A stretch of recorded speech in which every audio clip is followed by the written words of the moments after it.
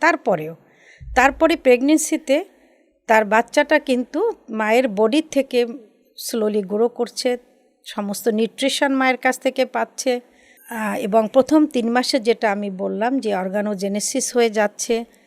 তো সেজন্য প্রথম 3 মাস খুবই ইম্পর্ট্যান্ট। আমরা তখন আসলে জাস্ট জিজ্ঞেস করি তোমার লাস্ট মেনস্ট্রুয়াল ডেটটা কবে।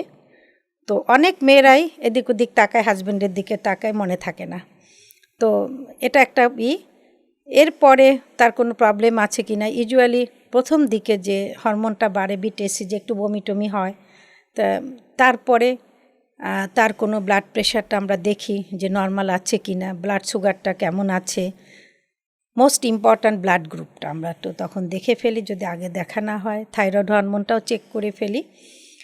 তারপরে যেটা দরকার বেশি, যে ব্লাড গ্রুপটা এজন্যই করতে হবে যে হয়তো থ্রু আউট দ্য প্রেগনেন্সিতে কোনো কমপ্লিকেশনস না হলেও যেটা আছে আমরা বলি এপিএইচ, অ্যান্টিপার্টাম হেমোরেজ, তার ইনসিডেন্স তো কমই, তারপরও করে রাখলে হবে। কারণ যে কোনো সময়, ডেলিভারির সময় যে কোনো সময় কিন্তু এমার্জেন্সি অ্যারাইজ করতে পারে, তখন তাকে ব্লাড দিতে হতে পারে। সেজন্য ব্লাড গ্রুপটা জানা দরকার। তাহলে সে তার রিলেটিভ যারা আছে তাদের সঙ্গে কন্ট্যাক্ট করে রাখবে যে ইফ এনি এমার্জেন্সি তুমি এসে ব্লাড দিলে।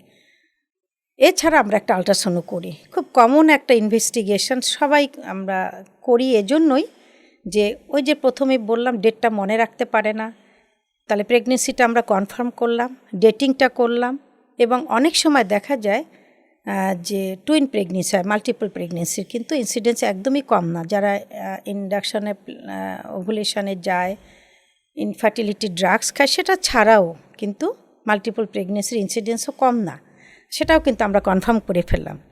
এছাড়া যেটা আরও ইম্পর্ট্যান্ট, মোলার প্রেগনেন্সি আমরা জানি পেশেন্টের বমি হয়, পিরিয়ড অফ আছে, সে তো ভাবছে আমি প্রেগনেন্ট, হঠাৎ করে ব্লিডিং শুরু হলো, আসলো আল্ট্রাসাউন্ড করতে, তখন দেখা গেল তার মোলার প্রেগনেন্সি। আমরা জানি কিন্তু খুব ইম্পর্ট্যান্ট একটা কমপ্লিকেশনস ডিউরিং দ্য প্রেগনেন্সি।